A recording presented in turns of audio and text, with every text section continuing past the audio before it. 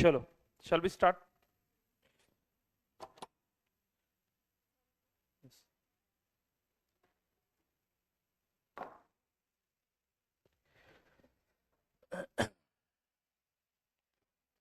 तो फ्रेंड्स, अभी तक कौन सी बातें हमने इस चैप्टर के अंडर की है वो एक बार रिपीट करते हैं। हम लोग एक्चुअली यहाँ पे क्या कर रहे हैं, क्लोजिंग स्टॉक का वैल्यूएशन प्रिंसिपल समझ रहे हैं।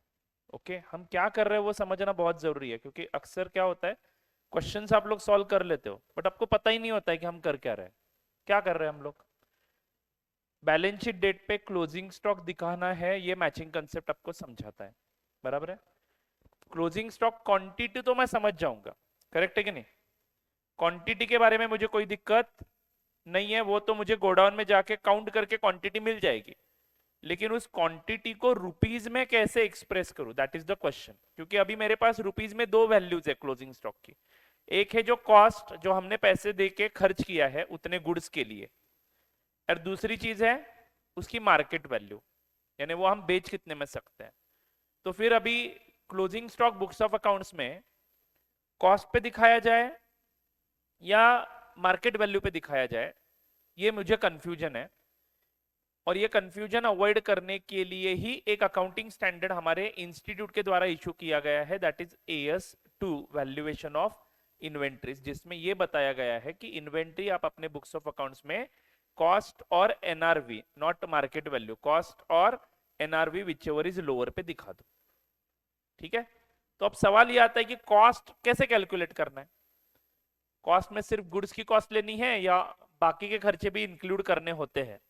तो answer to that question is given in this AS only. क्या बोला है answer to that question, all cost incurred to bring the inventory to that present location and condition. सारे cost आप लोगों को उसमें ऐड करने हैं। Do you get it my friends. हाँ, दूसरी चीज, इनफैक्ट आप लोग बिलीव नहीं करोगे, कुछ कुछ इन्वेंट्रीज बनने के लिए 12 महीने से ज्यादा पीरियड लगता है। कुछ कुछ इन्वेंट्रीज बनने के लिए 12 महीने से ज्यादा पीरियड लगता है, मतलब वो गुड्स तैयार होने के लिए 12 महीने से ज्यादा पीरियड लगता है। तो उस केस में अगर आप लोन पे बिजनेस कर रहे हो, मान लो वो इन्वेंट्री बनाने के लिए आपने लोन लिया है, तो उस लोन का ब्याज भी इन्वेंट्री के कॉस्ट में ऐड करते हैं हम लोग। उस 12 महीने का पीरियड जो है ना, या फिर मान लो एक इन्वेंट्री को बनने में 15 महीने लगते हैं, तो उतने उसमें जितने भी पैसे आपने इन्वेस्ट करके रखे ना, उनका 15 महीनों का ब्याज भी आपको इन्वेंट्री के कॉस्ट में पकड़ना होता है। एक्चुअली ब्याज आपका जाता कहाँ पे है, P&L अकाउंट के डेबिट साइड में, लेकिन उतना प्रोपोर्शनेट अमाउंट निकाल के इन्वेंट्री में ऐड करना होता है। जो बेची उसका रहने दो वहां पे, जो इन्वेंट्री आपने इस ईयर में बेची है उसका ब्याज रहने दो वहां पे, कोई दिक्कत नहीं है, P&L के डेबिट साइड में। लेकिन जो नहीं बेचे हो और अपने स्टॉक में रखते हो, उतना प्रोपोर्शनेट इंटरेस्ट आप लोगों को इन्वेंट्री वैल्यूएशन में ऐड करना पड़ता है। ठीक है। AS16 करके एक अकाउंटिंग स्टैंडर्ड है, उसमें ये बताया गया है। अब ऐसी कौन सी इन्वेंट्री हो सकती है जो 12 महीने से ज्यादा पीरियड लेती है, do you have any idea of it. Yes, wine is the good example. Wine 12 महीने से ज्यादा टाइम पीरियड लेता है बनने के लिए। उसमें भी मतलब क्लास होता है 24 मंथ्स, मैच्योरिटी रखनी पड़ती है उतनी। ठीक है ना। तो वो एक बक्से में बंद करके 2-2 साल 3-3 साल तक रखा जाता है, और 3 साल के बाद बेचा जाता है वाइन। ठीक है ना। तो अगर आप लोन पे बिजनेस कर रहे हो तो वो इंटरेस्ट कॉस्ट भी आप वहां पे इन्वेंट्री कॉस्ट में ऐड करने वाले हो। मतलब इतना डीप कंसेप्ट ही है। खैर अपने फाउंडेशन में इतना डीप नहीं है, डोंट वरी, बट इंटर में जैसे ही आओगे ये सारी चीजें आपको धीरे धीरे पता चलेगी। मतलब यहाँ पे आपको एक चीज समझनी है कि इन्वेंट्री का कॉस्ट मतलब सिर्फ वो गुड्स खरीदने का कॉस्ट नहीं होता है, वो गुड्स को उस जगह तक लाने का कॉस्ट होता है। अब गुड्स हमारे जो है इन्वेंट्री में वो 3 प्रकार के हो सकते हैं, मैन्युफैक्चरर की बात करूंगा। 3 प्रकार की इन्वेंट्रीज हो सकती है, कौन सी। रॉ मटेरियल की इन्वेंट्री हो सकती है। रॉ मटेरियल के इन्वेंट्री का कॉस्ट निकालना एकदम आसान है। कैसे, परचेस कॉस्ट लेना है आपको, यानी उस गुड्स का कॉस्ट। परचेस कॉस्ट में और कौन सी चीजें आती है, टैक्सेस वगैरह कुछ पे करते हो, तो देखना बस ये है कि उस टैक्स का वापस अमाउंट मिलता है क्या हमें। क्योंकि कुछ कुछ टैक्सेस, अभी आपको टैक्स का नॉलेज नहीं है तो मुझे नहीं लगता कि इस पॉइंट पे आपको चेक किया जाएगा, but there is one concept of set off taxes. ठीक है ना, जो हम लोग पढ़ने वाले हैं अपने नए सिलेबस में, ये ऐड हुआ है जर्नल वाले टॉपिक में, उसके एंट्रीज हमें सीखने हैं। तो वो कंसेप्ट मैं आपको स्पेशली कवर करवाऊंगा at the end of this batch, ठीक है। बट अगर सेट ऑफ अवेलेबल है, इसका मतलब टैक्स का हमें वापस बेनिफिट मिल रहा है, तो it is not a cost to you. मान लो मैंने आपसे 10,000 रुपए लिए और 3 महीने के बाद बैच खत्म होने के बाद मैंने बोला कि आपको ये 10,000 वापस दूंगा, तो क्या 10,000 आप जब मुझे देते हो तो आप उसको खर्चा समझोगे या डिपॉजिट की तरह समझोगे?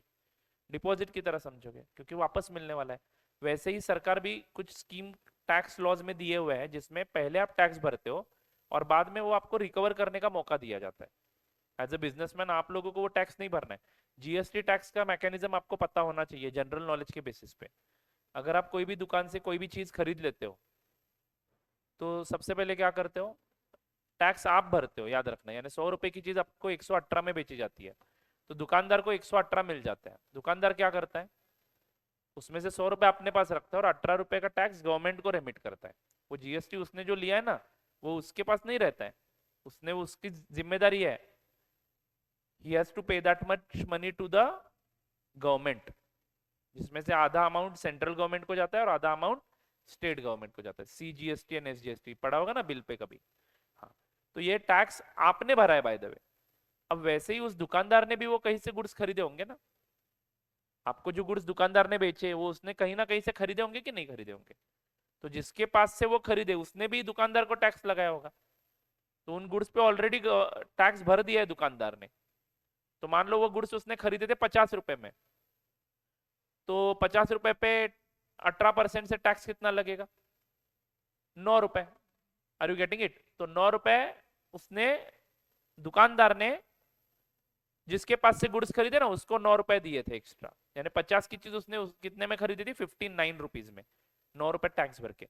अब दुकानदार ने 9 रुपए टैक्स भरा कि नहीं भरा? और हमारा अब क्या कैलकुलेशन करना है, हमें परचेस कॉस्ट निकालना है। तो 50 तो गुड्स का कॉस्ट है ही, ऊपर के 9 रुपए की बात कर रहा हूं मैं। ऊपर के 9 रुपए को कॉस्ट मानना है कि नहीं मानना है? तो आस्क योरसेल्फ, क्या ये 9 रुपए का बेनिफिट मुझे आगे जाके मिलने वाला है? अब ये बेनिफिट मतलब क्या है, इसको सेट ऑफ कंसेप्ट बोलते हैं। अब ये दुकानदार 50 की चीज कितने में बेचेगा? 100 रुपए में बेचेगा, और आपसे कितने रुपए लेगा? 118 रुपए लेगा। तो 18 रुपए टैक्स कलेक्शन किया कस्टमर के पास से, इस दुकानदार ने अपने कस्टमर के पास से 118 लिए। 100 रुपए तो चलो हमारा है, 18 रुपए गवर्नमेंट को पे करना है कि नहीं? तो दुकानदार अब क्या बोलता है कि 18 रुपए तुम्हें देने हैं, गवर्नमेंट तुम्हें 18 रुपए देने इन गुड्स के, लेकिन ऑलरेडी इन गुड्स पे मैंने कितने रुपए आपको दे रखे हैं ऑलरेडी? 9 रुपए। तो ये माइनस करके बचे हुए 9 रुपए दुकानदार भरता है सरकार को। यानी टैक्स कौन भरता है अल्टीमेटली? जो एंड यूजर है वो भरता है, दुकानदार कभी टैक्स नहीं भरता, याद रख। दुकानदार बस टैक्स आपसे कलेक्ट करता है और गवर्नमेंट को देता है, लेकिन गवर्नमेंट को देते समय आप उसने जो खरीदी पे पहले भरा है ना टैक्स, वो माइनस करके बचा हुआ टैक्स भरता है। ये जो माइनस करने का प्रोसेस है इसको सेट ऑफ टैक्सेस बोलते हैं। अगर आपको टैक्सेस का सेट ऑफ मिल रहा है तो you don't have to consider it as a cost, because दुकानदार ने यहाँ पे कितना टैक्स भरा? कुछ भी नहीं, आपसे 18 रुपए लिए और सप्लायर से खरीदते समय 9 रुपए दिए थे, तो 18 लिए, अपने अपने 9 रुपए माइनस किए और बचे हुए 9 रुपए गवर्नमेंट को भर दिए। यानी टैक्स इन ऑल किसने भरा? कस्टमर ने भरा। दुकानदार को उसकी कोई कॉस्ट नहीं है, इसीलिए टैक्सेस को ऐड नहीं करना है अगर सेट ऑफ मिल रहा है तो। क्योंकि मैं अभी भर रहा हूं, बाद में मुझे वापस भी तो मिल रहा है। बोलो हाँ या ना? बेचते समय वापस मिलेगा ना मेरा मेरा 9 रुपए। अभी मैं 50 की चीज कितने में खरीद रहा हूँ? 59 रुपीज में। तो मेरा परचेस कॉस्ट 50 बोलू या 59 बोलू? 50 ही बोलना है, क्योंकि 9 रुपए भले ही अभी आप भर रहे हो, लेकिन बाद में जब बेचोगे तब आप वापस भी तो लोगे। अरे बोलो ना। इसीलिए उसको कॉस्ट नहीं समझना है। तो टैक्सेस की ट्रीटमेंट समझ में आई।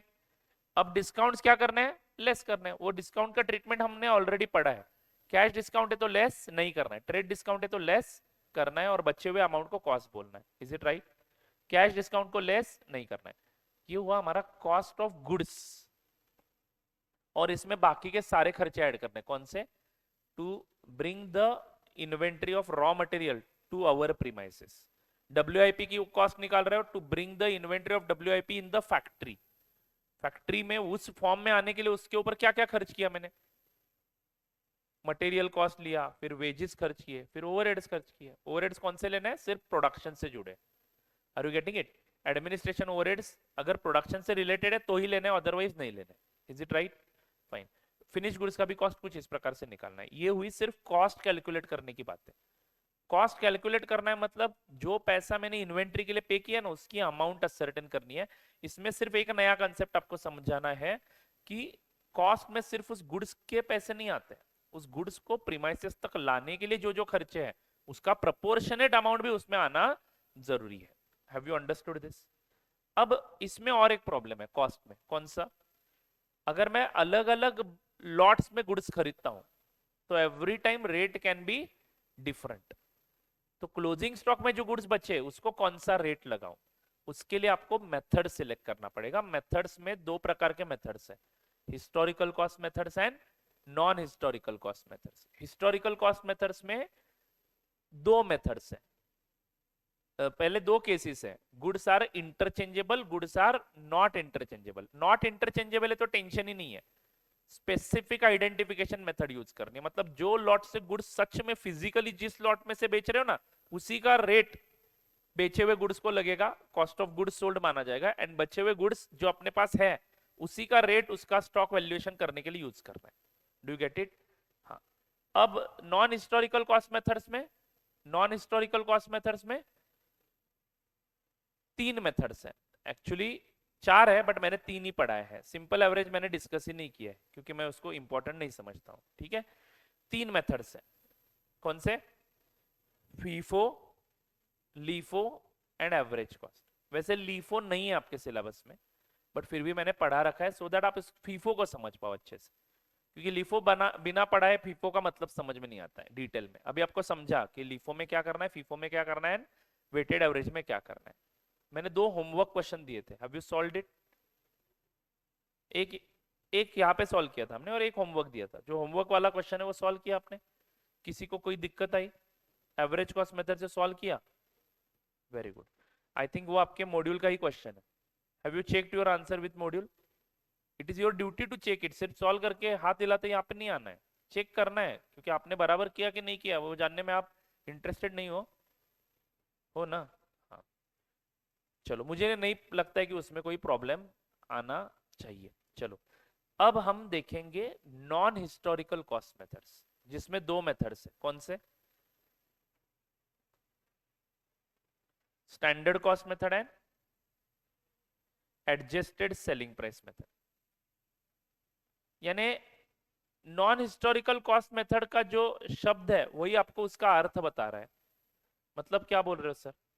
हिस्टोरिकल कॉस्ट मतलब क्या समझे दोस्तों आप लोग? जो खरीदने के लिए पे किया है उसी में से कोई रेट लेके मैं वैल्यूएशन करूंगा। अब नॉन हिस्टोरिकल कॉस्ट मेथड मतलब क्या? जो खरीदने के वक्त पे किया है उसको मैं साइड में रख दूंगा, बोलूंगा कि रहने दो भाई, ये अब मैं मेरी इन्वेंट्री मेरे मन के हिसाब से कॉस्ट निकालूंगा।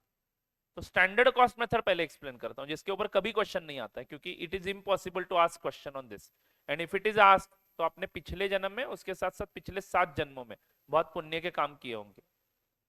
क्योंकि स्टैंडर्ड कॉस्ट मेथड को पहले समझ लो। स्टैंडर्ड कॉस्ट मेथड में हम लोग एक कॉस्ट कैलकुलेट करके रखेंगे हमारे प्रोडक्ट की, यानी फिनिश गुड्स की बात कर रहा हूं मैं। एक फिनिश गुड्स बनने के लिए कितना खर्चा आता है एक स्टैंडर्ड टर्म्स में हम कैलकुलेट करके रख देंगे। तो मान लो मैंने एस्टिमेशन किया, नहीं तो मैं 2-3 प्रोडक्ट प्रोड्यूस करके देखूंगा और डिसाइड करूंगा कि मेरा मान लो कैमरा प्रोडक्शन है तो ये कैमरा कितने रुपए में बनता है।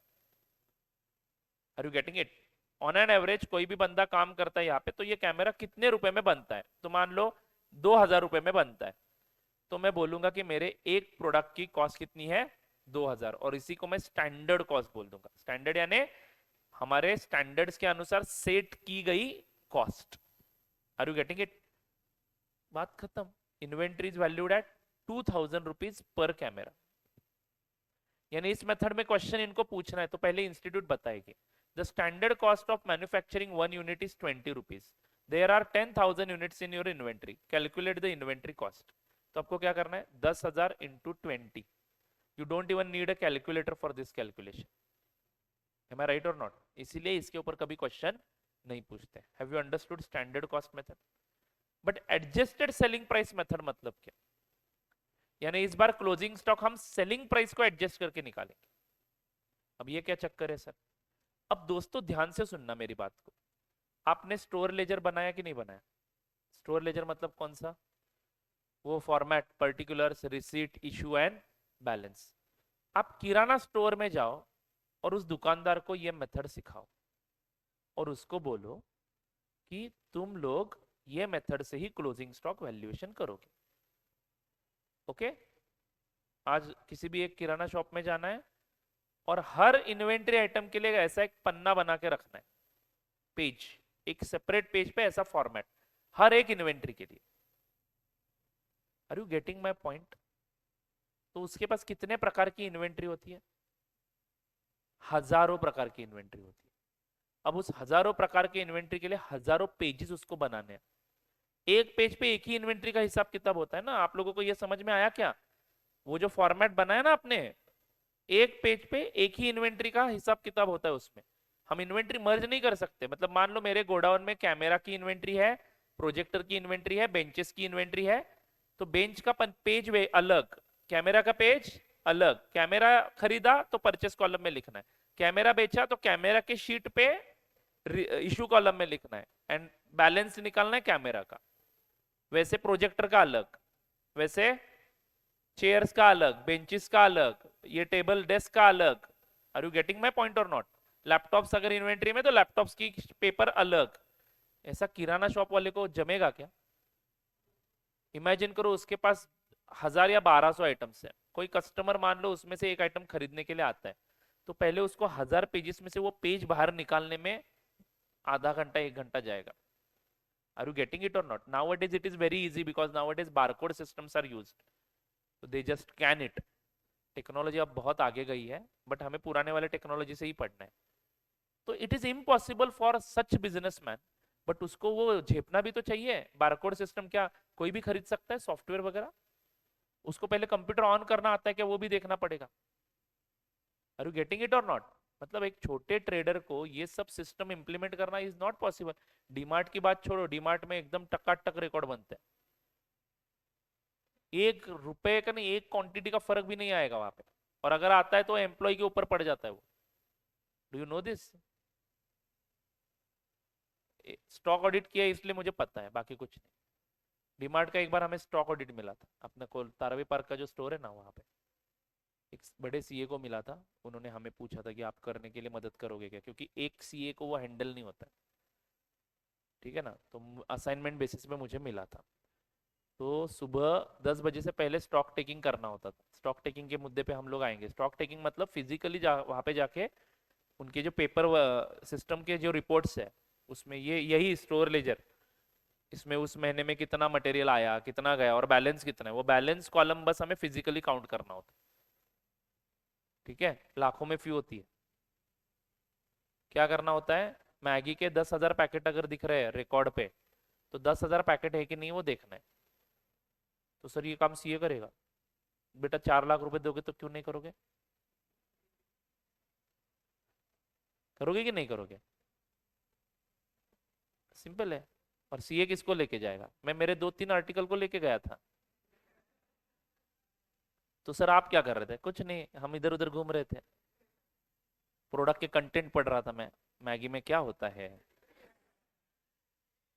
सिर्फ वहां पे खड़ा रहना जरूरी होता है ना, इज इट राइट और नॉट? तो वहां पे मैं बस 5-10 मिनट के लिए रुका, आर्टिकल को सब समझाया, फिर आर्टिकल्स ने काम किया। आर्टिकल्स होते किसके लिए? हाँ, बट आर्टिकल का लर्निंग फेज होता है। मैं भी जब आर्टिकल था तब भी मैंने स्टॉक ऑडिट किए थे। Initially I was very excited, stock audit मजा आता था। मतलब हमारे पास एक आर्टिकल शिप में स्टॉक ऑडिट था, स्पिनिंग मिल थी, तो कपड़े तैयार करते थे, क्लॉथ। तो क्लॉथ तैयार करके उनका एक बड़ा मतलब 5 माले बिल्डिंग इतना एक रैक होता था, 5 फ्लोर वाली बिल्डिंग होती है ना, उतना बड़ा रैक था वहां पे गोडाउन में। और उस रैक में से छोटे छोटे कंपार्टमेंट्स थे, और उसमें वो बड़े बड़े तागे होते हैं ना, वो रखे जाते थे कपड़ों के। ठीक है, तो 5वें माले पे जाना कैसे? तो क्रेन होती थी, क्रेन। ठीक है, क्रेन में मस्त खड़ा रहना है, फिर वो आदमी जो क्रेन ऑपरेटर है वो हमें कौन से माले पे जाना है वहां पे लेके जाता था। बहुत मजा आता था। पहला ऑडिट था ना मेरा, तो मैं उसको जानबूझ के ना पहले 5th फ्लोर पे लेके जाता था, फिर बीच लास्ट फ्लोर पे वापस लेके आओ, उसको बोलता था अभी मुझे वो वाले फ्लोर पे जाना है, फिर वापस। मतलब मजा आ रहा था वो क्रेन से घूमने में। सो एक 10-15 मिनट क्रेन का सफर करने के बाद मुझे पता चला कि now my legs are paining, because पूरा दिन आपको फैक्ट्री पूरी बंद करता है स्टॉक ऑडिट के वक्त। बहुत ही इंटरेस्टिंग एरिया ही है वैसे, अगर आप देखोगे तो ये फ्यूचर में काम आने वाला है, याद रखना। हम लोग हमारा मेरा एक सब्जेक्ट ऐसा है कि आप बिल्कुल इसका 100% उपयोग करो। ठीक है, there are many subjects in CA course जिसका आगे जाके कुछ उपयोग नहीं होता है। ठीक है, स्पेसिफिकली आपको फ्यूचर में समझ में आएगा, बट हाँ कुछ सब्जेक्ट का रिलेवेंस है, ऐसा नहीं कि नहीं है।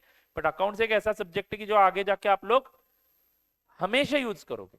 मतलब एक चार्टर्ड अकाउंटेंट अकाउंट से दूर रह ही नहीं सकता है। ठीक है ना। तो मैं बहुत लकी हूं कि मेरे पास ये सब्जेक्ट सिखाने को आया है, and it is very practical subject. आप लोगों को हर वक्त दिखेगा कि सर ने ये जब पढ़ा, आई होप कि आप ध्यान देते हो यहाँ पे और अच्छे से लर्न करते हो। ठीक है, नहीं तो कुछ लोगों को ऐसा भी होता है कि ये कभी मैंने देखा ही कि नहीं देखा, सब पढ़ाया होता है बट उनको समझ में ही नहीं आता है। ठीक है, एनीवे तो दोस्तों स्टॉक ऑडिट में करना क्या होता है, काउंट करने होते हैं गुड्स। तो डीमार्ट का स्टॉक ऑडिट जब हम कर रहे थे तो सुबह 5 बजे डीमार्ट स्टोर में गए थे, क्योंकि 10 बजे के पहले वो निपटाना था। लगभग एक 200 लोग थे जिसमें से 10 चार्टर्ड अकाउंटेंट थे। ठीक है ना। तो बहुत बढ़िया मजा आया था उस वक्त। तो स्टॉक में फिजिकल ऑन रिकॉर्ड जो दिखता है वो आपने जो कल बनाया वो बैलेंस दिख रहा था ना क्लोजिंग स्टॉक का, वो बस गोडाउन में है कि नहीं है उतना देखना होता है। तो उसमें हमें ये पता चला कि अगर कुछ शॉर्टेज आता है क्वांटिटी का तो उसका जो रिस्पेक्टिव मैनेजर है उसको वो चार्ज किया जाता है जानबूझ के, because it is his duty. बहुत सारे लोग चोरी भी करते हैं डिमार्ट में, you don't know that. Is it possible? चोरी करना डिमार्ट में पॉसिबल है? बिल्कुल पॉसिबल है। वो बाहर जो सिक्योरिटी गार्ड रहता है बिल देखने वाला, क्या उसके आंखों में क्या स्कैनर है? वो भी नाटक कुछ ऐसे करता है कि शाहरुख खान से भी बढ़िया एक्टर है। ऐसे मतलब बिल लेके जब बाहर दरवाजे से बाहर निकलते हो तो ऐसे देखता है बिल में, और ऐसे बैग में देखता है जैसे कि इसकी आंखों में स्कैनर है, और ये सभी गुड्स उसने स्कैन कर लिए, वो बिल के साथ मैच हो गए, नाउ यू कैन गो। उसको घंटा कुछ पता नहीं होता है। आप 2-3 कैडबरीज डाल दो अपने बैग में, कोई कुछ नहीं बोलेगा। मैंने किया नहीं है, do it on your own risk. But मुझे लगता है it is psychological effect only. उस सिक्योरिटी गार्ड का उनको भी पता है कि कोई उपयोग नहीं, बट वो साइकोलॉजी होती है कि हाँ ये बंदे लोग नहीं चोरी करेंगे, वहां पे सिक्योरिटी गार्ड रखा तो डरते, डर के मारे नहीं चोरी करते। एंड सच में जिसने चोरी किया है उसके चेहरे पे वो रिफ्लेक्शन आ जाता है, तो मे बी वहां पे वो पकड़ा जा सकता है। ठीक है, but even if you they get you, okay, तो भी वो प्रूव नहीं कर सकते, क्योंकि मान लो अगर आपने 70-80 आइटम्स खरीदे हैं तो 70-80 आइटम्स एक बार में चेक ही नहीं कर सकता बिल के साथ। It is impossible. मैं कभी मतलब मुझे तो लगता है ये डीमार्ट वगैरह ना बड़े स्कैम्स है। हम भी जाते हैं ना घर से शॉपिंग करने के लिए, 2-4 बैग भर के मतलब लाते हैं। सच में जो बिल में आइटम आए हैं वो हमने खरीदे कि नहीं खरीदे, घर में आके कौन चेक करता है? कोई चेक नहीं करता है, करना चाहिए। मान लो बिल में उन्होंने 2-3 आइटम एक्स्ट्रा डाल दिए तो मतलब फिजिकल यूनिट नहीं दिया, बट कंप्यूटर पे मान लो 1-2 आइटम एक्स्ट्रा ऐड कर दिए वहां पे, तो डिमार्ट का रेवेन्यू यूं ही बढ़ जाएगा ना। तो आपकी जिम्मेदारी है। मैं तो कभी नहीं देखता हूँ क्योंकि उतना समय ही नहीं होता है, ढेर सारी चीजें जो अननेसेसरी चीजें वो भी घर में आती है उस डिमार्ट स्टोर के कारण। मतलब खरीदने जाते हैं एक चीज और लाते हैं 5 चीजें। Anyway I am not criticising it, होता है ऐसा। उन्होंने इतना बड़ा प्लानिंग किया ना, you are not going to believe it. Store भी इतना अच्छा मैनेज होता है उनका। मतलब देखो कैडबरीज हमेशा नीचे रखी जाती है क्योंकि छोटे बच्चे जब आते हैं तो उनको वो दिखनी चाहिए। It's a planning, you don't know, you we don't even think about this. देखो ना डीमार्ट का स्टोर कभी एनालाइज करो, आप अगली दफा जाओगे ना तो देखो आप लोग। ठीक है, सारी चीजें जो इंपॉर्टेंट इंपॉर्टेंट, दिवाली आने के बाद देखो दियाज and everything they will bring it out. बहुत बढ़िया प्लानिंग होता है, मतलब लोग खरीदते ही है। ठीक है, फालतू की चीजें तो हजारों खरीदते हैं, पूछो ही मत। एनीवे anyway, एक मैंने प्रोडक्ट देखा है, बहुत सारे घर में भी होगा, डीमार्ट ने बेचने के लिए रखा था। एक हाथ जैसा टूल है पीठ खुजाने के लिए। ठीक है, किस बंदे ने सोचा होगा ये प्रोडक्ट बेचा जा सकता है? What a brilliant person he is, imagine. असा एक हात आहे प्लास्टिकचा, बाकी काही नाही आहे. ठीक है, मतलब इमेजिन करो ना, मैन्युफैक्चरर कितना स्मार्ट होगा यार. मुझे भी लगता है कभी ऐसा जुगाड़ कर दो यार. मतलब इमेजिन करो, एक बार प्रोडक्शन कर दो, अगर प्रोडक्ट बेचे जाते हैं तो लोग. Banana case now it is very popular. अरे it has natural case. Banana case देखा है आपने? केळ ठेवायसाठी एक प्लास्टिकचा बॉक्स आलाय, बॉक्स डीमार्ट मध्ये मिळतोय बघा. तो असं बाहेर ठेवलेला आहे मस्त. लोक घेतात त्याला, अशी 4-5 होल आहेत. काही नाही, कंपोस्ट बॉक्स असते ना आपला तसा. Open it, close it. तो आप ऑफिस में वगैरह जाते हो तो बनाना लेके जाते हो ना. तो बनाना विथ नॅचरल साल ठेवायचं त्यात आणि ते घेऊन जायचं. आमच्या बायकोनं पण एक आणलंय. म्हणलं ठेवते, मला काय देऊ नकोस. अरे त्या बनानाला नॅचरल साल आहे. कुछ भी खरीद के लाओगे क्या? और कितने में? 20-25 रुपए में मिला. मुझे पता नहीं एग्जैक्टली, मैंने रेट भी नहीं देखा, क्योंकि मुझे पता है कि डीमार्ट जब जाते हैं घर वाले तो कुछ फालतू चीजें उठा के ले आते ही है. ठीक है, तो 50 रुपए में भी अगर वो केस मैंने खरीदा है हमारे घर वालों ने, तो 50 रुपए में यस बैंक के 2 शेयर आ जाते हैं. और मेरा फ्यूचर जनरेशन मेरे को वाह वाह बोलता की हाँ थँक यू आजोबा, तुम्ही शेअर्स खरेदी केले. तुमच्यामुळे आज मी पार्टी करू शकतोय. ते बनाना केस न काय पार्टी करणार आहे, ते कचऱ्यातच जाणार आहे थोड्या दिवसानंतर. आता तसंच घरात पडलंय बघा. अशा कितीतरी गोष्टी आहेत. मसाजर्स पूछोही मत. एनिवे, ते लाकडाचे पार्ट्स काय नाही, उगाच तिथं असं हातावर मारत बसायचं, असं गोल गोल गोल गोल फिरत. वो बेचने के लिए रखा है, कितने लोगों ने खरीदा होगा. आप इसको रिलेट कर पाते हो टोटली, मतलब कितने लोगों ने खरीदा होगा. मतलब ये आपके साइकोलॉजी के साथ खेलते हैं. पेस्ट, मैं कभी एक पेस्ट नहीं खरीदता हूँ डीमार्ट से. मैंने ये गलतियां की और मैं बदल चुका हूं अभी. 2 वर 3 बंपर ऑफर. 2 पेस्ट खरीदो, 2 फ्री. मतलब कोलगेट आपको ब्रांड बदलने का मौका ही नहीं दे रहा है. मैं तो इनफैक्ट 5-5 रुपए के ट्यूब लेके आता हूँ घर में. मैंने मेरी बीवी को बोला है कभी पेस्ट ज्यादा लेके नहीं आना है. एवढे छोटे छोटे पेस्टचे मी ट्यूब्स घेऊन होते. Every time I use different brand. अच्छा भी लगता है, आप भी इंप्लीमेंट करो तो. Change is the spice of life. देखो इंसान को चेंज जरूरी आहे. ते एकदा आणून ठेवले 3 वर्ष ते कोलगेट लावून लावून मी वैतागलो. और वो बाद में एक्सपायर हुआ, उसमें से 2 फेंक दिया. फिर ये क्या है, आपके गले में डाल रहे हैं बड़े बड़े कंपनियां, बड़े बड़े पैक ले लो और हमारा ही प्रोडक्ट यूज करो. उसके पीछे एक बड़ी साइकोलॉजी होती है, याद रखना. मतलब सोचो ना यार, आप कभी सोचते नहीं हो. आप जाते हो, डिस्काउंट मिल रहा है, अरे इन्वेस्टमेंट भी तो देखो कितना कर रहे हो. डीमार्ट का बिल मैं कभी गया हूं और 5,000 के नीचे आया, ऐसा हुआ ही नहीं है. हर वक्त 5,000 रुपए खर्च करके ही आते हैं. पूरा अगले 2 महीने जाते नहीं, वो अलग बात है. 1-1.5 महीना नहीं जाते फिर आगे. बट एक साथ 5,000 रुपए इन्वेस्ट हुए कि नहीं मेरे उसमें. और उसमें से आधी चीजें फेंकी जाती है, ये मैं मानता हूं. ठीक है, ये ऑफर वाले स्कीम जरा सोच समझ के खरीदना. भले 2 रुपए जास्त जाऊ देत, चालतंय, पण आपल्याला व्हरायटी पाहिजे. ये मेरी सोच. तो मैंने पेस्ट वहां से खरीदना बंद कर दिया, क्योंकि पेस्ट में क्या हुआ है, वो बड़े बड़े बिस्किट्स भी देखो ना, बड़े बड़े पैकेट्स है. छोटे पैकेट्स क्यों नहीं रखते हो, 5-5 रुपए वाले रखो ना यार. मैं 4 लेता हूँ अलग अलग ब्रांड के. नहीं, ये पार्ले का इतना बड़ा पैकेट रखेंगे. और एक बार वो फोड़ दिया, उसमें से आधे फेंक नहीं है, क्योंकि वो हवा के कारण खराब भी हो जाते हैं. आणि पार्लेच खायचं काय महिनाभर. मेंटेलिटी के साथ खेलते देखो ये. एनीवे, थोड़ा सा भटक गए हम लोग. बट डीमार्ट स्टोर बहुत ही जबरदस्त कंपनी है. मेरे पास शेयर है, इसलिए मैं उसका बुराई नहीं करूंगा. मुझे एक सवाल आता है हमेशा कि बाहर डीमार्ट के लिए, मैंने बताया क्या इसके पहले भी, डीमार्ट के लिए स्पेशल मैन्युफैक्चरिंग होता है. Do you know this? मतलब head and shoulders, Hindustan Unilever limited manufacture separate lots for DMart. DMart का ऑर्डर आता है तो डीमार्ट की प्रोडक्शन सेपरेटली की जाती है. एंड डीमार्ट में आपने देखा है प्राइसेस आर वेरी लो. तो बॉटल के अंदर घुस के तो शैम्पू नहीं देखते हो ना आप लोग कि कितना भरा है कितना नहीं भरा है. So what if they are curtailing some quantity and they are selling it at a lower price, same size of bottle. If manufactured for others, they fill it according to the weight, but if manufactured for DMart, have you ever उसका wait किया है आपने कभी? नहीं ना। तो यहाँ पे तो ये स्कैम है, ऐसा मुझे लगता है।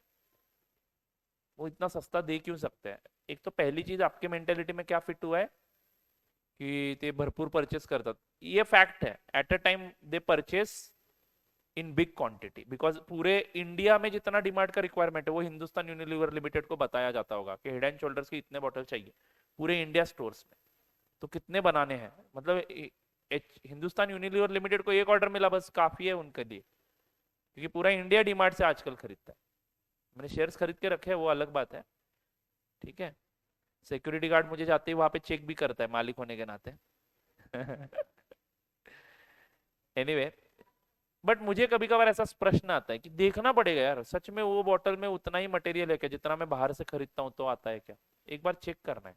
क्वालिटी में कोई सब स्टैंडर्ड क्वालिटी भी रखते होंगे क्या? क्योंकि मैन्युफैक्चरिंग अलग होता है, मतलब दे कैन डू एनीथिंग। मान लो सभी जनता के लिए बनाए हुए बॉटल में से इतने बॉटल डीमार्ट को बेचे, अलग बात है। डीमार्ट के लिए सेपरेटली प्रोडक्शन किया, अलग बात है। And obviously they will do something ना, अदरवाइज वो प्रॉफिट में कैसे जाएंगे? ठीक है, तो डीमार्ट से खरीदते समय जागरूक होके खरीदेगा। मैं ये नहीं बोल रहा कि वो फ्रॉड करता है, बट हो सकता है, मुझे तो यकीन नहीं है। ऑनलाइन पे तो मुझे बिल्कुल यकीन नहीं है। चलो जी, एनीवे, तो हम बात कर रहे थे इन्वेंट्री वैल्यूएशन की, बराबर है ना। अब हम कौन से मेथड्स पढ़ने वाले हैं? Non historical methods. अब हम बात कर रहे थे एक स्पेसिफिक स्टोर कीपर, किराना शॉप वाला, इन्वेंट्री के इतने सारे रिकॉर्ड्स लिखते लिखते बेचारा मर जाएगा, गुड्स बेच ही नहीं पाएगा, वो इन्वेंट्री अपडेट करता रहेगा। इज इट राइट और नॉट? कस्टमर उसकी दुकान पे हमेशा होते हैं और उसको समय नहीं होता है, यू नो दिस राइट। तो ये लोग कैसे स्टॉक निकालते होंगे? तो ये लोग नॉन हिस्टोरिकल मेथड्स यूज करते हैं, ठीक है ना। और उसमें इनका फेमस मेथड कौन सा है? Adjusted selling price method.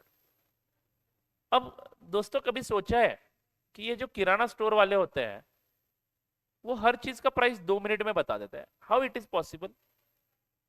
मतलब वो सारे रेट दिमाग में होते हैं उनके, उनके दिमाग में उसका कॉस्ट होता है। कितने होशियार होते होंगे नहीं।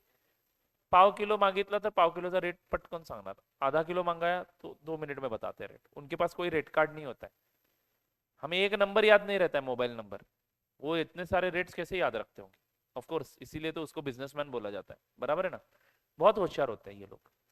बट ये लोग कॉस्ट का डेटा इनके दिमाग में होता है, और कॉस्ट पे एक सर्टेन परसेंटेज ऐड करके आपको प्राइस बताते हैं।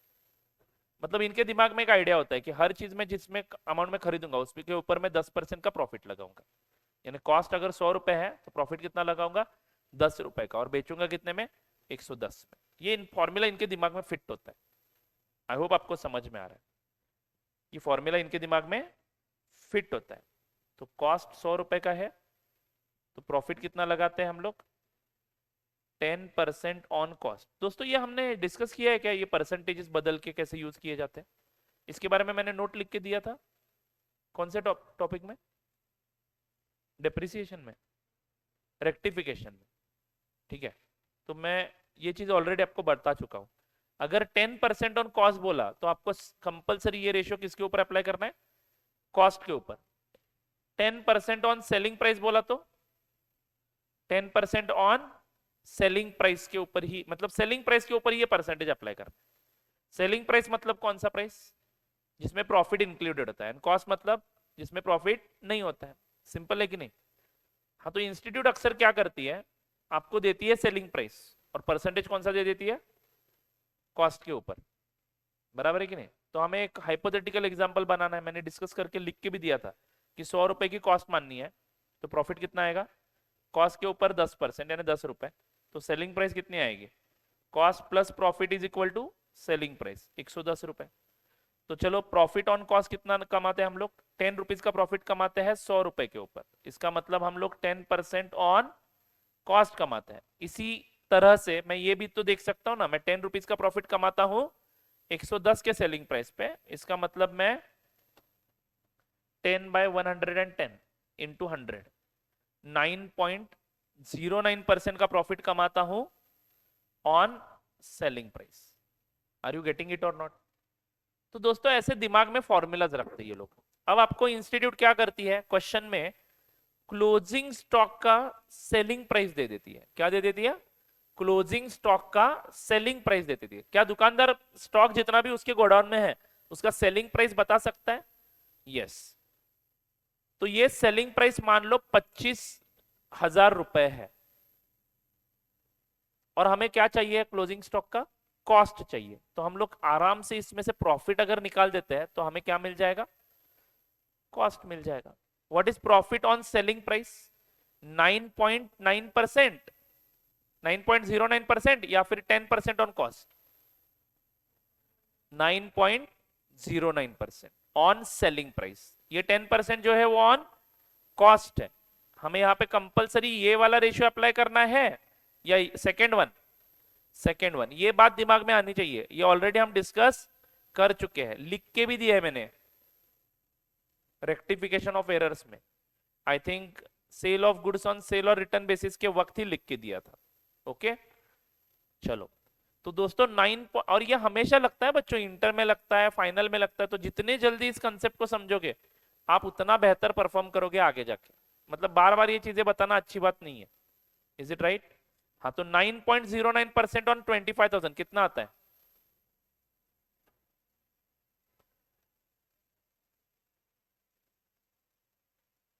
2272। अरे बोलो। 2273 करता हूं। तो दोस्तों 25,000 में 2273 का तो प्रॉफिट है, तो बचा हुआ क्या? कॉस्ट।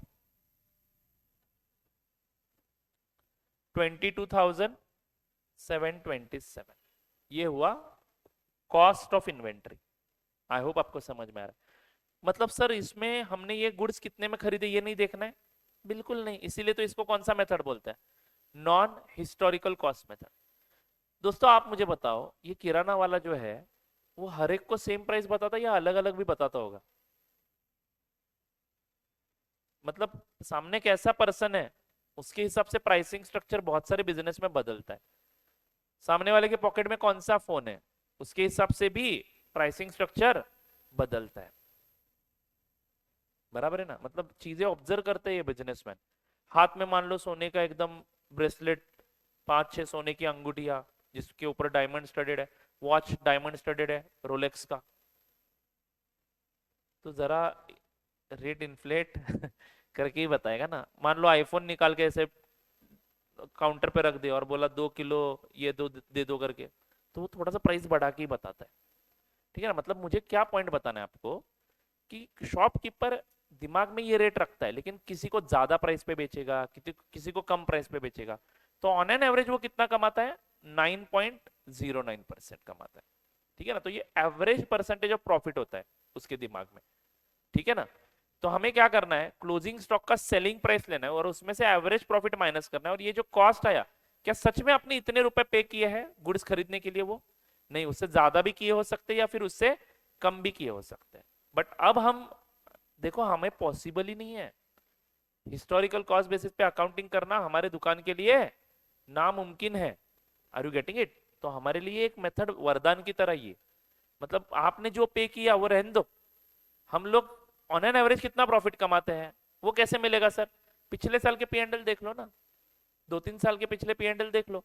पी&एल से पता चला कि हम 9.09% ऑन सेलिंग प्राइस कमाते हैं, तो बात खत्म।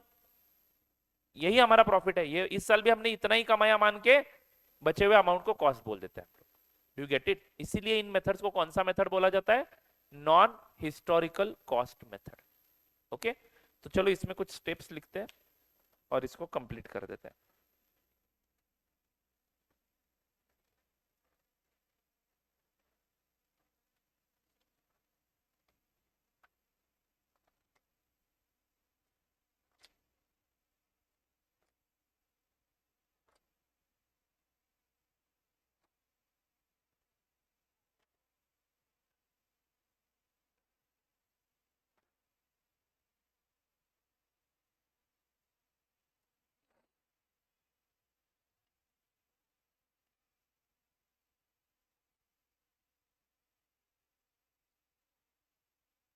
Write down non historical cost methods.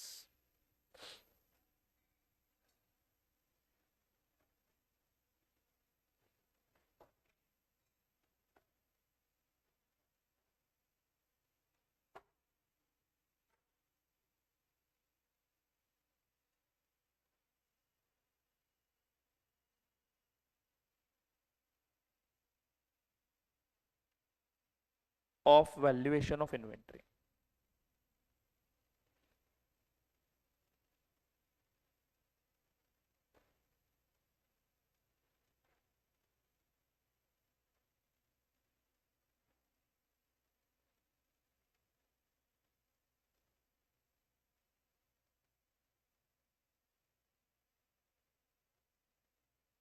Under this method,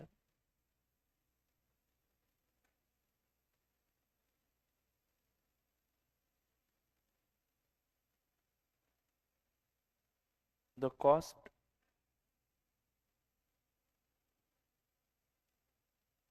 which we have incurred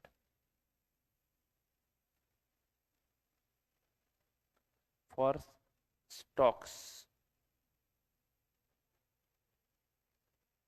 is kept aside, and valuation of inventory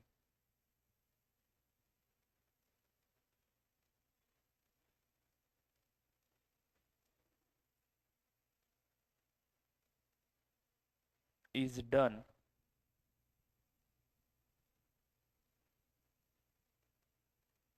on the basis of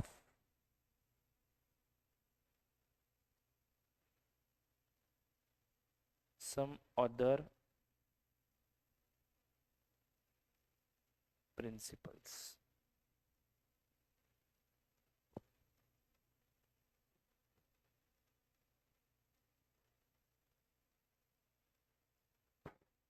Some other principles.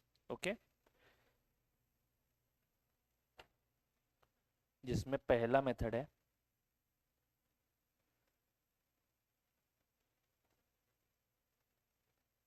adjusted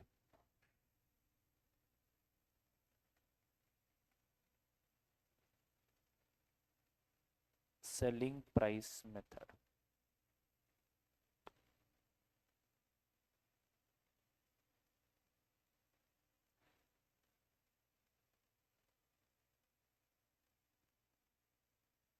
Step 1,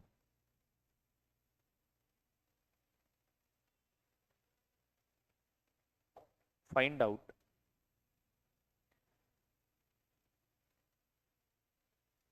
average profit margin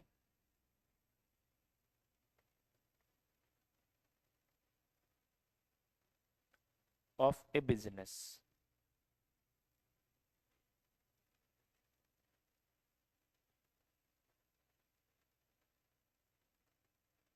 that is profit as a percentage on sales or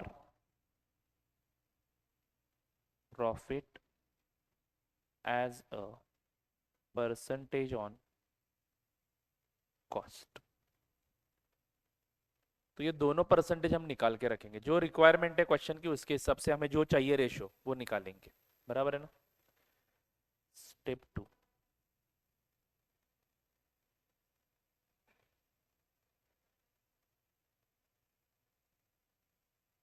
take sale value of closing stock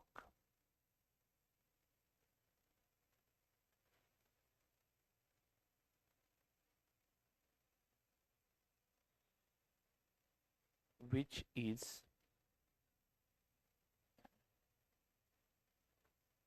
generally given in question.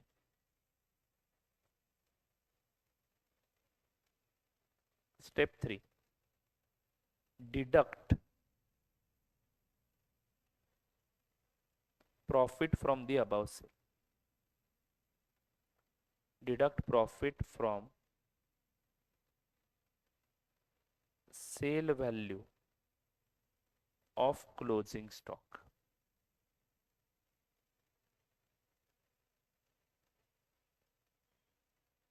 To find out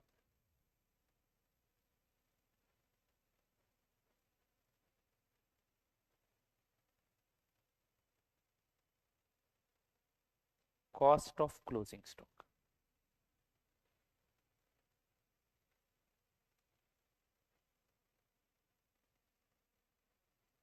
To find out cost of closing stock. Okay, step समझ में आया आपको? बहुत ही आसान है. And on this area institute has asked question 3 to 4 times in exam. So this is very very important area. एक बार वो FIFO LIFO पे क्वेश्चन नहीं आएंगे, बट इसके ऊपर क्वेश्चन पूछते हैं बिकॉज उनको पता है कि आप ये एरिया नहीं करते हो अच्छे से.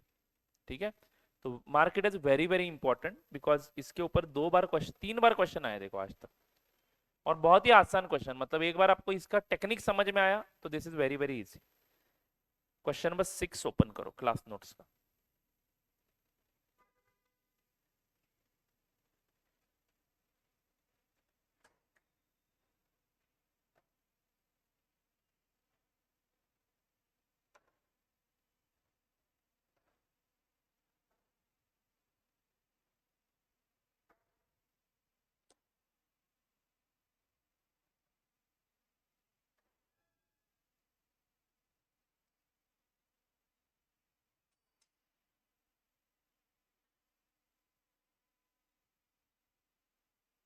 Is everyone on question number 6? चलो, read and give yourself a try. Please try it on your own. मुझे इन्वेंट्री की कॉस्ट बता दो. आपके पास selling price of closing inventory दी है देखो 2,35,000. मुझे इन्वेंट्री की कॉस्ट जाननी है. Do you get it? Inventory की कॉस्ट जाननी है. Selling price of inventory is available in the question. तो मैं ट्रिक बता रहा हूं आपको. सेलिंग प्राइस में से प्रॉफिट माइनस कर दो, आपको मिल जाएगा कॉस्ट. बट हम लोग प्रॉफिट का परसेंटेज कितना कमाते हैं वो हमें इस इंफॉर्मेशन से फाइंड आउट करना है. ठीक है, दिमाग चलेगा, 5 मिनट ले लो, थोड़ा ट्राई करो, आना चाहिए. जनरल नॉलेज का क्वेश्चन है, इसमें कोई भी कंसेप्चुअल क्लैरिटी वगैरह होने की जरूरत नहीं है. पहला आपको ढूंढना है, स्टेप नंबर 1 क्या है? Find out the average profit which you earn on sale. Okay, और वो परसेंटेज एक बार मिल गया तो क्लोजिंग स्टॉक के सेलिंग प्राइस पे वो परसेंटेज अप्लाई कर दो, आपको प्रॉफिट मिल जाएगा. प्रॉफिट हटाओ, क्लोजिंग स्टॉक की कॉस्ट मिल जाएगी. बिल्कुल आसान है. स्टेप 1 2 3 फिर से पढ़ो, क्वेश्चन पढ़ो and try to solve this. Rough में करो, हम इसका प्रेजेंटेशन और एक्सप्लेनेशन पूरा देंगे.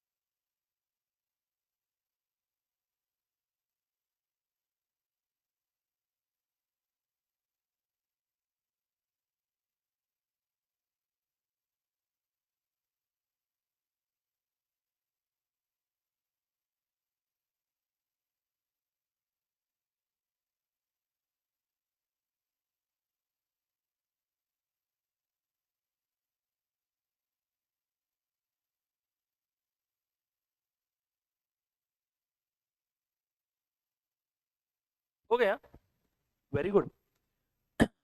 चलो, रफ में सॉल्व किया फेयर में? रफ में, okay, let's solve this together. Messrs X Y Z in retail business, following information is obtained from their records for the year ended 31st March 2020. But before starting this question, आपको good news मिली क्या? मिल गए ना, group पे share किया है। तो date तो अभी चलो फिक्स हो गई, 20 जून, 20 जून, ओके, बराबर है, एक्सपेक्टेड था जून के 20 तारीख को वगैरह होगा, ठीक है। मतलब आगे जाने का संबंध नहीं है, क्योंकि इलेक्शन का डेट परसों कहीं पे मेंशन हुआ, 10 अप्रैल में होगी इलेक्शन, तो मुझे नहीं लगता कि आपके एग्जाम्स पे उसका कोई इम्पैक्ट होगा। मई में अगर एग्जाम होती तो वैसे भी फाउंडेशन के एग्जाम पे कोई इम्पैक्ट नहीं होता, बट इंटर के आगे जाते और उसके कारण फाउंडेशन के और आगे जाने के चांसेस थे, बट अब this is not going to happen. तो अभी काउंट करना शुरू कर दो दिन, चलो आज ही काउंट करते हैं। जनवरी का अभी छोड़ दूं क्या? फेब से ही पकड़ते हैं, जनवरी छोड़ दूं? अरे चलो, फेब्रुवरी के कितने? 28, मार्च 31,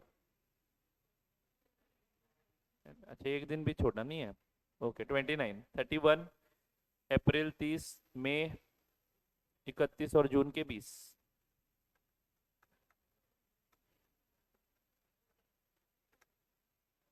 141 डेज है, okay, ample amount of time है अभी भी, लेकिन नाउ ये डेट आगे नहीं जाएगा, याद रखना। तो now deadline is fixed, okay, you should start your studies now, okay.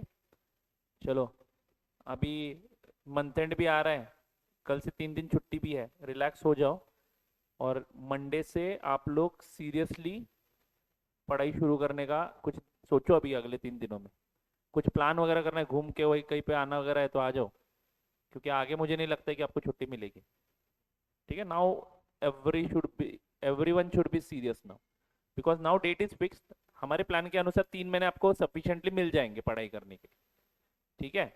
3 महीने ही मिलने चाहिए घर में पढ़ाई करने के लिए, और उसमें ढेर सारा वर्क दे के रखते हैं हम लोग, आपकी मॉक टेस्ट 1, 2, 3, 4, उसका पूरा प्लानिंग, रिवीजन बैचेस सब मिल जाता है उन 3 महीनों में। 3 महीने कब गुजरेंगे आपको पता भी नहीं चलेगा, उसमें हाईली ऑक्यूपाइड रहते हो आप लोग। बस क्लास के प्लानिंग के हिसाब से काम करते जाओ, आपको नंबर्स आएंगे अच्छे, ये हमारी गारंटी है, ठीक है। अभी तक आराम से क्लास ले रहे थे, उसका रीजन ये है कि आपको ज्यादा समय भी नहीं देना है, आराम से पढ़ेंगे, कोई गड़बड़ नहीं है। बाकी दुनिया के क्लासेस इधर उधर के खत्म होने तो कोई दिक्कत नहीं है। हमें कितने महीने का पीरियड चाहिए? 3 महीने का पीरियड चाहिए पढ़ाई करने के लिए, बराबर क्लासेस खत्म होने के बाद 3 महीने क्लास घर में जाके पढ़ना है। ज्यादा टाइम हार्मफुल होता है, कम टाइम भी हार्मफुल होता है, ओके। ज्यादा तो बहुत हार्मफुल होता है, कम में तो एटलीस्ट जो बच्चे करने वाले हैं वो कर लेते हैं, कम पढ़ा तो एक्स्ट्रा मेहनत करके, बट वो 3 महीने में कैसे पढ़ना है वगैरह वो बाद में लास्ट लास्ट में बताया जाएगा, ठीक है। बट नाउ मुझे लगता है कि we should accelerate, and luckily इस महीने के एंड तक हमारा ये मॉड्यूल पूरा खत्म हो जाता है, तो बचता है हमारा एक ही मॉड्यूल जो खत्म हो जाएगा, टेंशन मत लो, और उसमें हमें मोस्टली फाइनल अकाउंट्स के ही प्रॉब्लम्स करने हैं, ठीक है, अलग अलग बिजनेस फॉर्म्स के लिए, पार्टनरशिप के लिए, नॉन प्रॉफिट मेकिंग के लिए, ठीक है। सिंगल एंट्री चैप्टर तो बहुत ही आसान है, कुछ नए चैप्टर्स भी ऐड हुए हैं, मैंने वो जानबूझ के पेंडिंग रखे हैं, सो दैट हमारे पिछले बैच के बच्चों को भी वो फ्री ऑफ कॉस्ट मिल जाए, ठीक है। थोड़ी प्लानिंग होती है दिमाग में, ठीक है। आप चिंतित ना हो, आप लोग अभी सीरियस बन जाओ, लेकिन क्योंकि अभी डेट्स आर अनाउंस नाउ, घर जाके आपको आज टारगेट डेट रखना है कि 20 जून को पहला पेपर है आपका। Now you should not be wasting time at your home, तो एक्स्ट्रा क्वेश्चन जो मिलते हैं अभी सॉल्व करो वो टॉपिक्स के, ठीक है ना। जितना हो सके उतना आप एक्स्ट्रा वर्क करो घर जाके। चलो, let's start with this question now.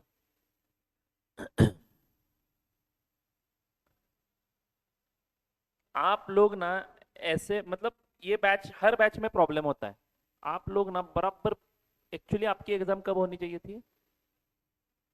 Already होनी चाहिए थी, रिजल्ट के लिए आप अवेटेड होने चाहिए थे, आप लेट हो ना, इतना तो समझ में आता है ना। आपने डिसीजन लेट क्यों लिया? पता नहीं था? 6 महीने लेट हो ना आप लोग, 12वीं कब हुई आपकी? 6 नहीं, मैं तो बोलता हूँ आप लोगों को बहुत पहले मौका था, वो जो पिछले बैच के बच्चे थे वो 6 महीने लेट थे, 12वीं के बाद जिन्होंने किया वो बराबर थे। 12वीं के साथ भी करा जा सकता है, मतलब आप लोग 12वीं की एग्जाम फेब्रुवरी में देते हो, तो मई में आप लोग अपियर होने के लिए एलिजिबल थे बाय द वे। चलो मई तो नहीं हो पाया क्योंकि बहुत सारे बच्चों को पता ही नहीं होता कि हमें करना क्या है। खैर छोड़ दो, मई मैं एक्सेप्ट करता हूँ कि मई करना भी नहीं चाहिए। दिसंबर आपका एग्जाम था बाय द वे। लेकिन आपके बैच का प्रॉब्लम क्या होता है, हम ज़्यादा लेट भी शुरू नहीं कर सकते क्योंकि आप खाली बैठ के क्या करोगे, और ज़्यादा जल्दी भी नहीं शुरू कर सकते। तो हमने डेट डिसाइड किया सितंबर में समथिंग, ठीक है ना, अक्टूबर, 5 अक्टूबर को शुरू हुआ ना। हाँ तो वहां से अगर हम स्ट्रेच करके मान लो ज्यादा बिठा बिठा के खत्म भी कर लेते तो दिसंबर एंड तक खत्म हो जाता, फिर आप जनवरी फरवरी मार्च क्या करोगे, ठीक है ना। तो ज्यादा टाइम भी आपके लिए अच्छा नहीं है और कम भी अच्छा नहीं है। 3 महीने प्रॉपर टाइम है। देखो हमारा एनालिसिस है 3 महीने में जो बच्चे अच्छे से पढ़ाई करते हैं, ऐसा भी नहीं होना चाहिए कि पहले सब खत्म करके बैठा हूँ और अब एग्जाम आने के लिए 2 महीने हैं और मैं अब थक गया हूँ पढ़ाई कर करके। नहीं तो एक एटीट्यूड आ जाता है कि मुझे सब आता है, मुझे सब आता है, वो भी अच्छा नहीं है, ठीक है ना। तो आप लोग बस अपने एकेडमी पे बिलीव करके जाना। यहाँ से आगे देखो पेसअप होता है, जनवरी खत्म हो जाने दो, फरवरी मार्च आपके लिए बहुत ही हार्ड रहेगा, ठीक है ना। फरवरी एंड तक सब खत्म हो ही जाएगा। मार्च के मान लो 10 दिन भी चले जाते हैं तो भी कोई फिक्र नहीं है, उसके बाद भी हमारे पास 3 महीने का टाइम रहता है। ओके, तो गुड कि आपके एग्जाम इससे आगे नहीं, नहीं तो मुझे लग रहा था कि इलेक्शन के कारण थोड़ी आगे जाने के चांसेस है, but that is not a possibility now. Exam dates are announce and these are final, इसमें चेंज नहीं होता है। Okay, except dates of election get change, अगर वो हुए तो कुछ भी हो सकता है, ठीक है। बट मुझे लगता है कि इलेक्शन मई महीने तक खत्म हो जाएगी तो आपके एग्जाम पे कोई इम्पैक्ट नहीं होगा। चलो let's go ahead. Messrs XYZ in retail business, following information is obtained from the records for the year ended 31st March 2020. Goods received from supplier subject to trade discount and taxes 15,75,000। दोस्तों बताइए 15,75,500 before discount amount है या after discount है? Before discount. इसमें से discount कटना चाहिए, taxes का सेट ऑफ अगर मिल रहा है तो वो भी माइनस होना चाहिए। इज इट राइट और नॉट? नहीं, टैक्सेस लगने चाहिए, डिस्काउंट माइनस होना चाहिए क्योंकि ट्रेड डिस्काउंट इसके ऊपर मिलेगा आपको 15,75,000 के ऊपर। Trade discount is 3% and sales tax is 11%। तो सेल्स टैक्स का क्या किया आपने, is it available as set off और नॉट? तो एजम्पशन करनी पड़ेगी अगर क्वेश्चन साइलेंट है तो। अवेलेबल एज सेट ऑफ बोलते हो तो ये कॉस्ट में नहीं पकड़ना है, available not available as for set off then ये ऐड करना है। देखते हैं, पैकेजिंग एंड ट्रांसपोर्टेशन चार्जेस ये भी ऐड करने हैं, यस। यानी पूरा मटेरियल कितने में खरीदा वो कॉस्ट मिल जाएगी हमें। तो write down step number 1, determination of cost of purchase.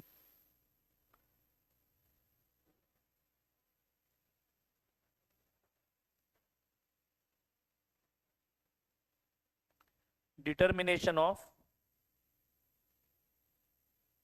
purchases, right hand side 1 column rupees. Point number A,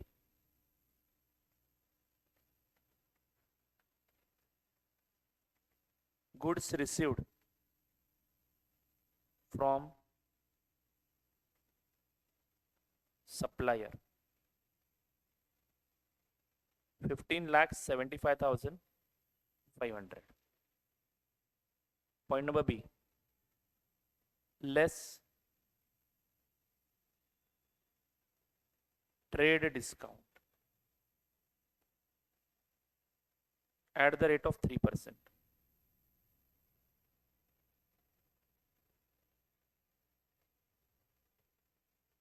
$47,265.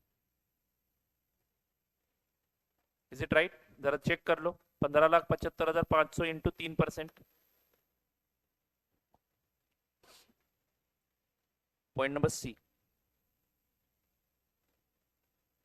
नहीं बस सिंपली सब टोटल लेना, सी मत लिखना। 15,75 minus that amount 15,28,235। Point number C, add sales tax, bracket में लिखना assumed as set of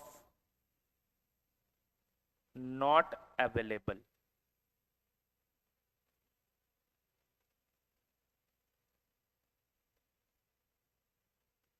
$168,105 6. Is it right, my friends? Point number D.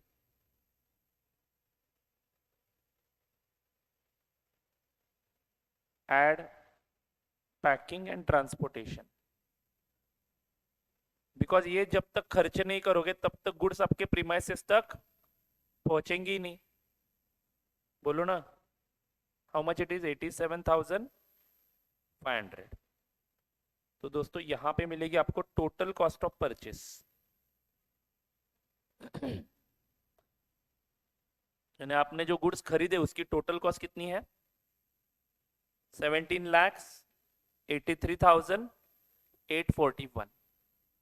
Profit margin निकाला आपने, कितना आया? 20.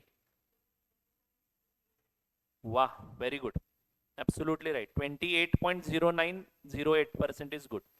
ठीक है ना. अब देखो दोस्तों, सिंपल है. हमने जितने रुपए का भी मटेरियल खरीदा पूरे पीरियड में, कौन सा पीरियड है ये? 1 साल का पीरियड है क्या? यस, पूरे 1 साल के पीरियड के परचेसेस की टोटल कितनी है? 17,83,841. इसमें से थोड़े से गुड्स आपने बेचे हैं, उसकी सेल वैल्यू दी है कितनी? 22,45,500. टोटल जो गुड्स मैंने खरीदे हैं उसमें से थोड़े से गुड्स मैंने बेचे हैं और थोड़े से मेरे क्लोजिंग स्टॉक में है.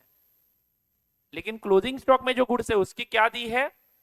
सेलिंग प्राइस दी है. मतलब अगर ये भी बेच लेते आप लोग तो जितने खरीदे उतने बेचते कि नहीं? अरे बोलो. तो दोस्तों इन दोनों की टोटल जब मैं करता हूं तो मेरा ये टोटल पॉसिबल सेल्स होता कि नहीं? हुआ नहीं है, मैं मानता हूं. आपको कहां पे एक्चुअल प्रॉफिट निकालने के लिए पूछा है, आपको बस प्रॉफिट का परसेंटेज चाहिए ना. तो अगर मान लो मैं सभी के सभी गुड्स बेचता जो खरीदे हैं 17,83,450, सॉरी 841 में, वो पूरे के पूरे गुड्स बेच देता मार्केट में. जो बेचे हैं उसकी सेल वैल्यू तो यहाँ पे है, जो नहीं बेचे हैं उसकी सेल वैल्यू भी हमारे पास है. यानी मैं सभी के सभी गुड्स बेचता तो इतना टोटल सेल होता कि नहीं? खरीदने की वैल्यू इतनी, सेल की वैल्यू इतनी, बचा हुआ क्या है? प्रॉफिट. कमाया? Is it earned profit? No, but it's an estimated profit, isn't it? And वो हम कितने पे कमा रहे हैं वो परसेंटेज बस जानना है हमें. बाकी क्या पर्पज है इसका? हमें सिर्फ पर्पज है कि प्रॉफिट का परसेंटेज जानना है. Is it right? तो ऐसा एज्यूम कर लो कि ये क्लोजिंग स्टॉक अगर मैंने बेचा होता तो मेरे टोटल सेल कितने होते? देखो मेरे जो खरीदे हुए गुड्स है वो दो पार्ट्स में बांट रहा हूं मैं. पहला पार्ट कौन सा है? जो गुड्स बेचे उसकी कॉस्ट, एंड जो गुड्स नहीं बेचे उसकी कॉस्ट मुझे निकालनी है. बट वो अभी कॉस्ट निकालने के लिए मेरे पास प्रॉफिट मार्जिन होना चाहिए. तो ऐसा मान लो ना कि सभी खरीदे हुए सारे गुड्स अगर आप बेचते तो कितने रुपए का सेल होता आपका, वो निकाल सकते हो. ये दो नंबर को ऐड करना है बस. ठीक है. तो write down step number 2, determination of gross profit margin.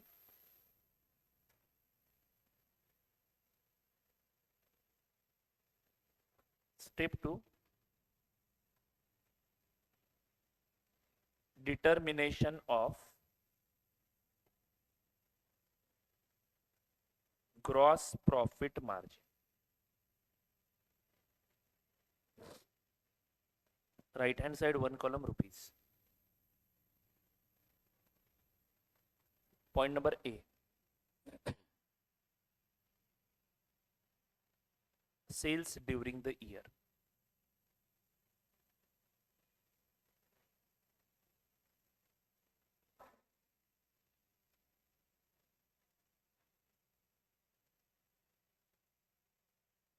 $22,45,500 जो बेचे है उसकी सेल वैल्यू. अब अगले लाइन पे लिखना है sale value of closing stock. दोस्तों अगर क्लोजिंग स्टॉक भी बेचता तो कितने रुपए में बेच पाता मैं उसको? 2,35,000.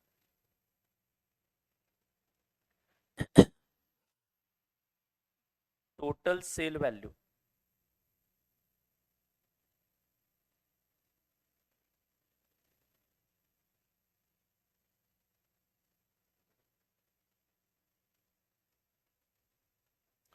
if all goods are sold. बोलो जरा.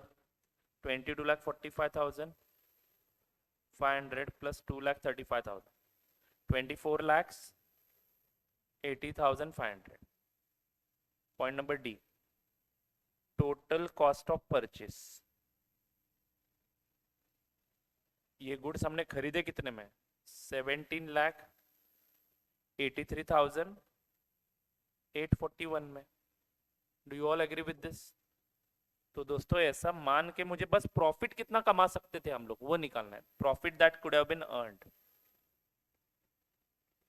Profit that could have been earned.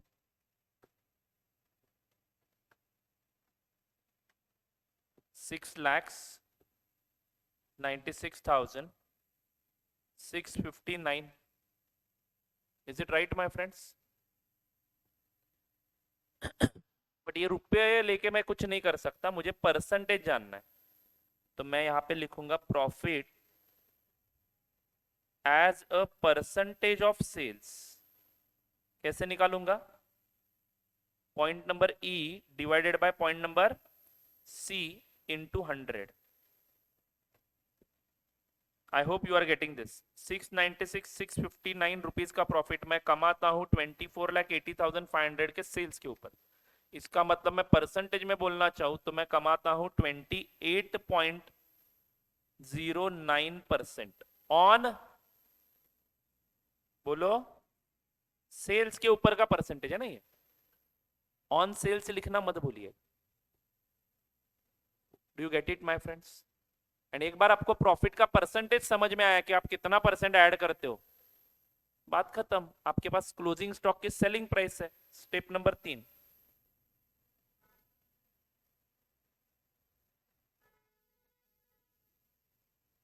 Calculation of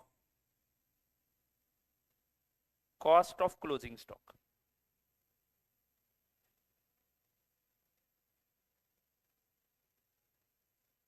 right hand side 1 column rupees. Point number A,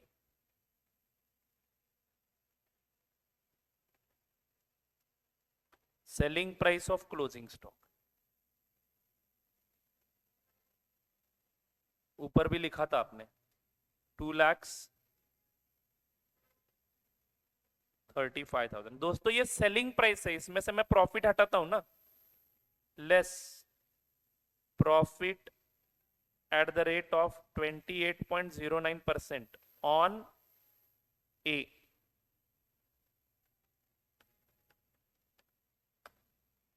is it 66,012? बोलो दोस्तों।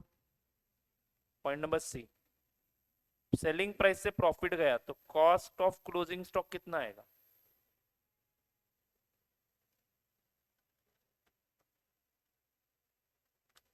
$1,68,988।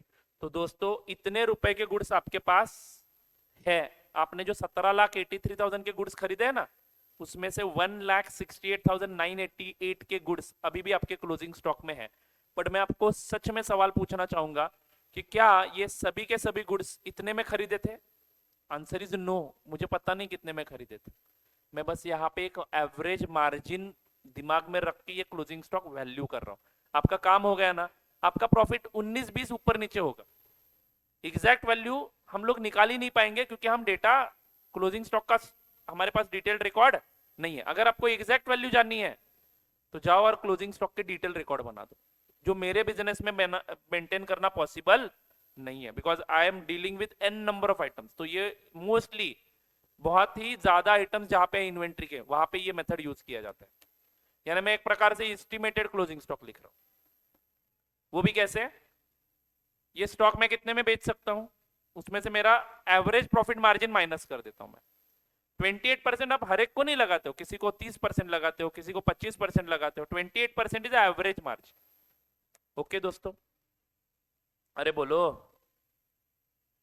Question number 7 is your homework which is similar like this, जिसमें बस एक change है। कौन सा?